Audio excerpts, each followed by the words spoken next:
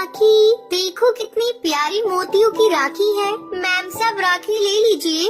अरे तुम्हारे पास तो बड़ी प्यारी प्यारी राखियाँ हैं। कितने रुपए की एक है? ज्यादा महंगी नहीं है मैम साहब, केवल 10 रुपए की है। अच्छा ठीक है, तुम मुझे 2 राखी दे दो। टूनी चिड़िया उसे राखी दे देती है। तभी अचानक से बहुत तेज बारिश होने लगती है। हे भगवान, ये सब क्या हो रहा है? मैं राखी बेच भी नहीं पाई, अपने भाई बहनों के लिए खाने को क्या लेकर जाऊंगी? ये सोचकर टूनी चिड़िया वहाँ से जाने लगती है। तभी एक खम्भे से बिजली का तार टूटकर पानी में गिर जाता है। वही टूनी चिड़िया उसी पानी में से जाने लगती है। तभी उसे जोरदार करंट लगता है और उसकी वही मौत हो जाती है। लेकिन मरने के बाद भी टूनी की आत्मा को मुक्ति नहीं मिलती और वो एक भूतिया चिड़िया की आत्मा बन जाती है। हे भगवान, ये मुझे क्या हो गया? अब मैं अपने भाई बहनों का ध्यान कैसे रखूंगी? मुझे उनके पास जाना चाहिए। ऐसा सोचकर भूतिया टूनी चिड़िया की आत्मा अपने छोटे भाई बहनों को देखने के लिए घर पहुंच जाती है। ये क्या? मेरे भाई बहन तो मेरा इंतजार करते करते ही सो गए। मैं कैसी बहन हूँ? अपने भाई बहनों का ही ख्याल नहीं रख सकती। अब मैं क्या करूँ? कैसे इनकी देख रेख करूँ? भूतिया टूनी चिड़िया की आत्मा बहुत ज्यादा परेशान हो जाती है, जिसके बाद उसे एक आइडिया आता है। मैं मर गई तो क्या हुआ? मैं मरने के बाद में जंगल के पक्षियों को राखी बेचूंगी। अपना रूप बदलकर जो भी पैसे मिलेंगे, मैं उन पैसों से अपने छोटे भाई बहन की देखरेख करूंगी। अगले दिन फिर से बारिश शुरू होती है, जिसके बाद भूतिया टूनी चिड़िया की आत्मा पक्षियों के घर घर जाकर राखियाँ बेचना शुरू कर देती है। राखी ले लो राखी, रंगीली राखी, फूलों वाली राखी। तभी हरी तोता उसे अपने पास बुलाता है।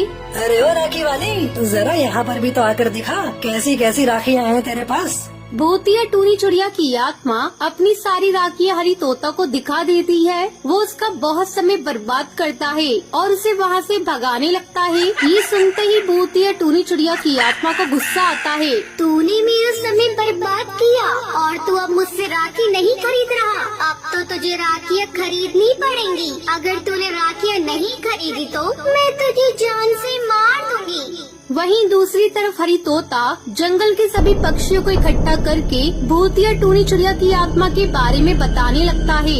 अरे जंगल वालों, यहाँ पर राखी बेचने वाली भूतिया चिड़िया की आत्मा है। अरे तुम पागल हो गई हो, ये क्या बोल रहे हो? यहाँ तो सिर्फ एक ही चिड़िया राखी बेचा करती थी, लेकिन अब वो मर गई है। अगर तुम्हारी बात सच है तो हमें उसे यहाँ से भगाना होगा। ये कहकर सब पक्षी बाबा को लेकर उसके घर पहुँच जाते हैं। जैसे ही भूतिया टूनी चिड़िया की आत्मा गेट खोलती है। अरे बाबा, तू यहाँ क्या कर रहा है? तेरी हिम्मत कैसे हुई मेरे घर आने की? भूतिया टूनी चिड़िया की आत्मा, मैं जानता हूँ कि तू एक भयानक आत्मा है, इसलिए चुपचाप यहाँ से चली जा, वरना अच्छा नहीं होगा। नहीं जाऊंगी, कहीं नहीं जाऊंगी। अपने भाई बहन को छोड़कर कहीं नहीं जाऊंगी। भूतिया टूनी चिड़िया की आत्मा को देखकर टुनटुनी और गोलू चिड़ा भी डर जाते हैं। देखा भूतिया टूनी चिड़िया की आत्मा, तेरे खुद के भाई बहन तेरे इस रूप से कितना डर रहे हैं। तू मर चुकी है, तेरा यहाँ रहना ठीक नहीं है। तुम सही कहते हो, मरने के बाद मेरा यहाँ रुकने का कोई ताल्लुक नहीं बनता। मुझे यहाँ से चले जाने चाहिए, लेकिन मेरे जाने के बाद मेरे भाई बहन का क्या होगा? इनका ख्याल कौन रखेगा? देखो भूतिया टूनी चिड़िया की आत्मा, जो तेरे साथ हुआ बहुत बुरा हुआ, लेकिन अपने भाई बहन की चिंता मत करो। हम जंगल के पक्षी मिलकर इन दोनों की अच्छे से परवरिश करेंगे। पक्षियों की ये बात सुनकर भूतिया टूनी चिड़िया की आत्मा हमेशा के लिए वहाँ से चली जाती है। बंटी, कालू, हरी तीनों दोस्त आधी रात को भानगढ़ जंगल में घूमने जाते हैं। तभी बीच रास्ते में उनकी गाड़ी खराब हो जाती है अरे यार, इस गाड़ी को भी अभी खराब होना था। अब इस गाड़ी पे गुस्सा निकालना छोड़ और ये सोच इस सुनसान जंगल में हम कहाँ रहेंगे, क्योंकि मुझे बहुत जोरों की भूख लग रही है। छोड़ो ये सब बातें और आज आप इस जंगल में रहने के लिए इंतजाम करने चलो। इतना बोलकर तीनों जंगल के कच्चे रास्ते पर चलने लगते हैं। थोड़ी दूर जाकर उन्हें एक बूढ़ा बाज दिखता है जिसके हाथों में एक लालटेन होती है। बाबा, यहाँ कोई होटल वगैरह कुछ मिलेगा? वो दरअसल हमारी गाड़ी खराब हो चुकी है, हमें रात बितानी है। तभी कालू कौवे की नजर जंगल के बाहर कुछ ही दूरी पर एक वीरान हवेली पर जाती है। बंटी, तू बाबा से क्यों पूछ रहा है? उनकी उम्र हो चुकी है, वो देख सामने क्या आलीशान हवेली है। अपन लोग आज उसी में अपनी रात गुजारेंगे।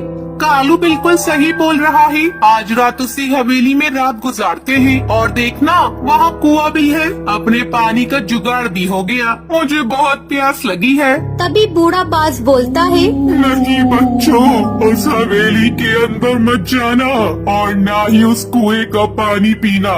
वो भूतिया कुआं है। वो कुआं उस भूतिया चिड़िया के आत्मा के इशारों पर नाचता है। वो तुम्हें लालच देगा। वो कुआं भी शक्तिशाली है जिसमें उस भूतिया चिड़िया की आत्मा की जान बसी है। अगर तुमने उस कुएं से कुछ भी लिया तो वो भूतिया चिड़िया की आत्मा तुम तीनों की जान ले लेगी। इसलिए तुम्हारी भलाई इसी में है कि तुम तीनों जल्दी हो सके यहाँ से कहीं दूर चले जाओ।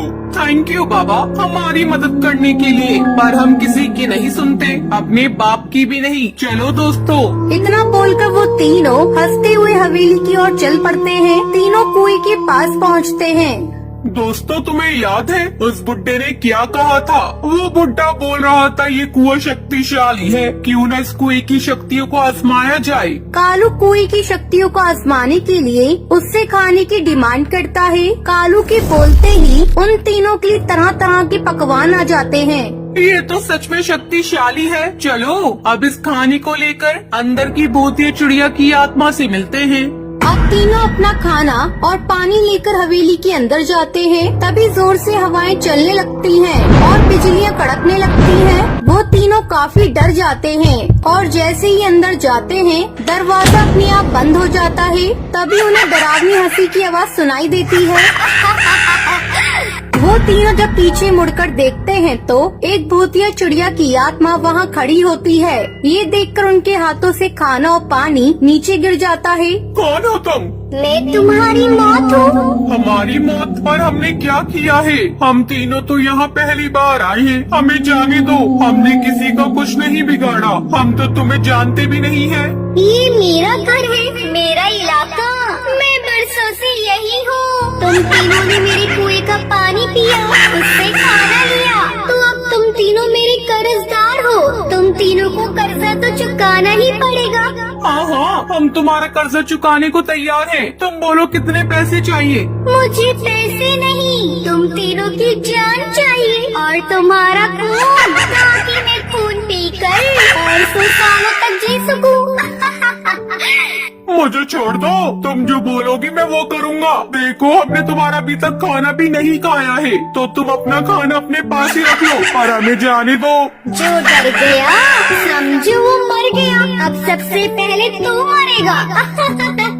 इतना बोलकर भूतिया चिड़िया की आत्मा अपनी शक्तियों से कालू कौवे को मार देती है। ये देखकर बंटी और हरी तोता बहुत डर जाते हैं और दोनों भागने लगते हैं। भूतिया चिड़िया की आत्मा उनका पीछा करती है। तभी हरी तोता बाहर भागता है जहाँ वो कुआं देखता है। कुएं को देख उसे उसी बाबा की याद आती है। इस भूतिया चिड़िया की आत्मा ने कालू को मार डाला। इस चिड़िया की आत्मा से अपनी जान बचाने का बस अब एक ही रास्ता है कि मैं इस कुएं को तोड़ दूं। तभी हरी तोता कुएं को खत्म करने के लिए आसपास औजार ढूंढने लगता है। तो वही भूतिया टूनी चिड़िया की आत्मा बंटी को ढूंढने के लिए काल कोठरी के अंदर जाती है। वहाँ बंटी कबूतर छुपा हुआ था।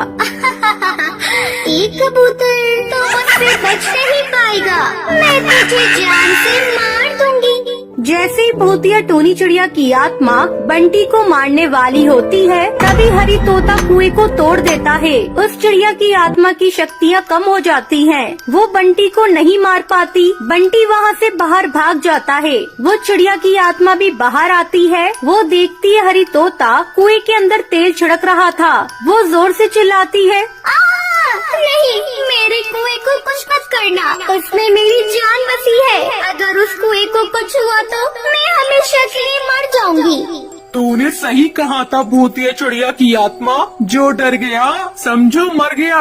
इतना बोलकर बंटी कुएं में आग लगा देता है और कुएं में आग लगने के साथ ही भूतिया टूनी चिड़िया की आत्मा के शरीर में भी आग लग जाती है। देखते ही देखते